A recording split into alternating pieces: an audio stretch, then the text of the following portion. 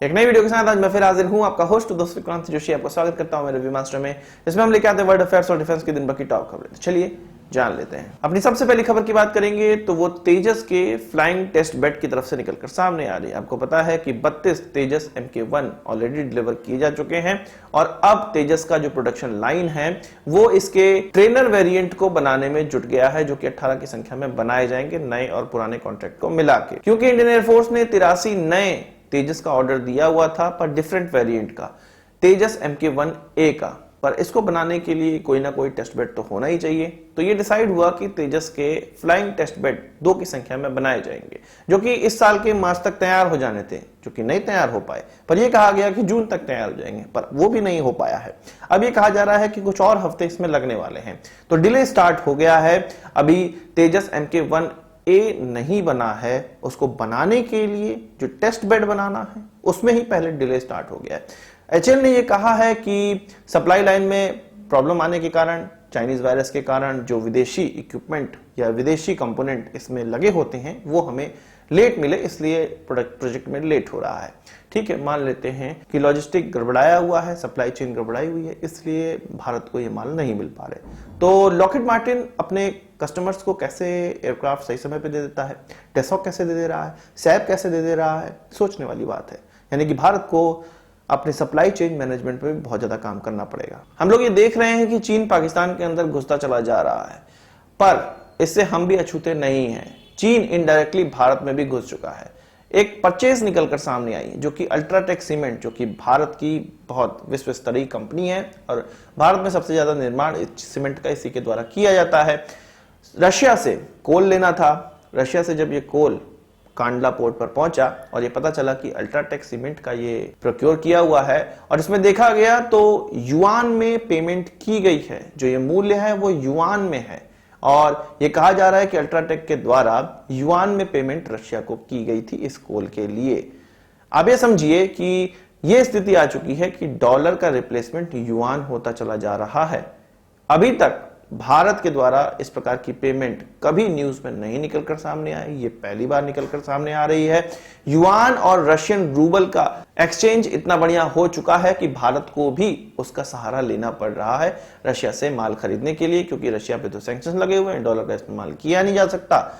भारतीय रुपए और रशियन रूबल का इस प्रकार का कोई भी लेन देन अभी तक बना नहीं है। बना है तो कोई स्पेसिफिक चीजों के लिए बनता है। तो बचा क्या? चीन का युआन, और उसी का इस्तेमाल भारत को करना पड़ रहा है। इससे इनडायरेक्टली चीन की इकोनॉमी को ही फायदा हो रहा है। ये क्लियर नहीं हुआ है कि इस ट्रांजैक्शन को किस बैंक के द्वारा क्रेडिट किया गया, पर इस प्रकार की न्यूज निकलकर सामने आई है।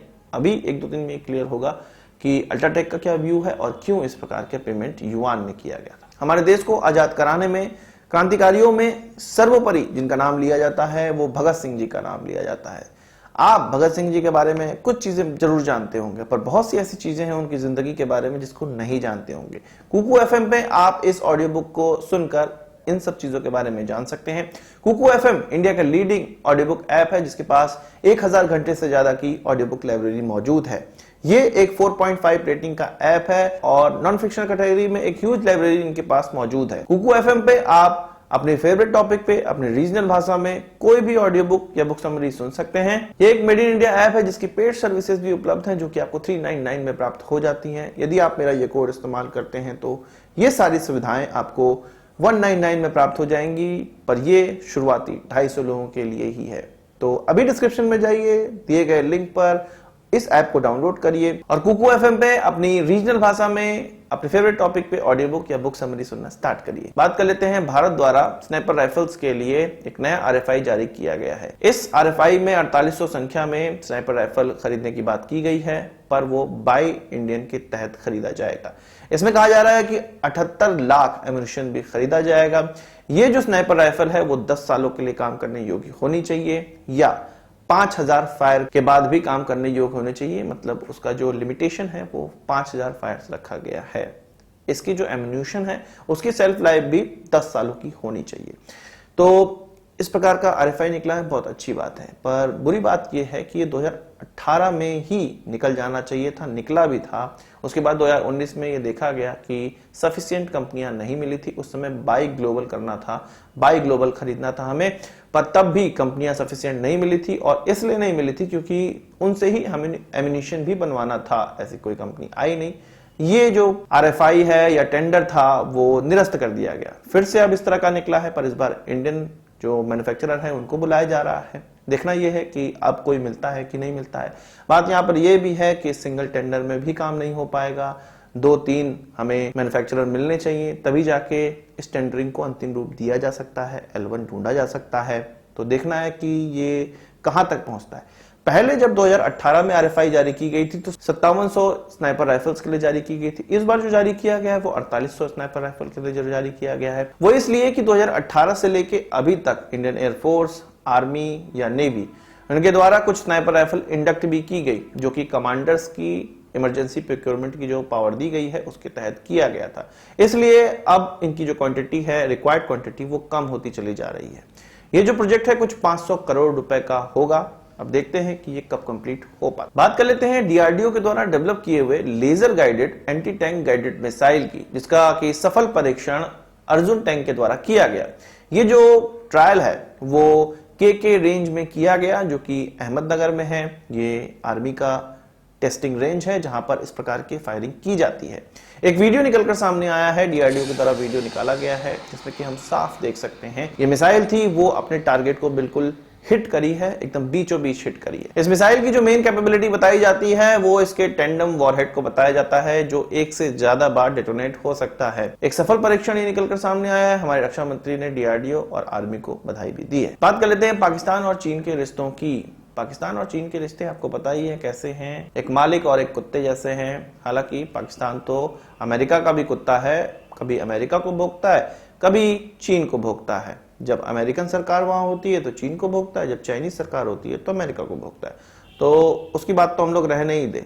चीन की बात करते हैं कि चीन ने पाकिस्तान को फिर से कहा है कि पाकिस्तान की जो इकोनॉमिक कंडीशन है उसका पूरा सपोर्ट करेंगे। वो लोग पाकिस्तानियों को कभी भी निराश नहीं करेंगे।